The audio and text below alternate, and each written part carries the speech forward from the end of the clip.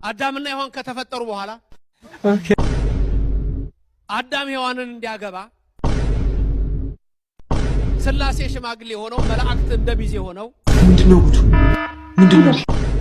ለአዳም እንካ ስጣት ብለው ወርቅ ሰጡት ስላሴ በጌታ ወየ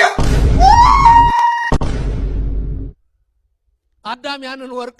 ወሰደና ለሔዋን ማጫ ሰጥቶ ተጋቡ ጥርሲያስ ልማዴ ነው አይኔን አታስቂው አለች ሴትዮ ከዛ በኋላ ወርቁ ምን ያድርጉት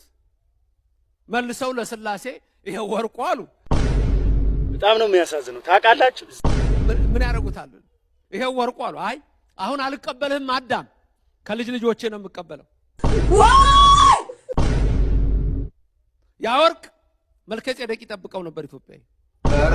ኧረ ስንት አይነት ልጅ አለ ስንት አይነት ትውልድ አለ ባካችሁ ያ ወርቅ ዞሮ ኢትዮጵያ ይገባል እኔ አላቆም ነገር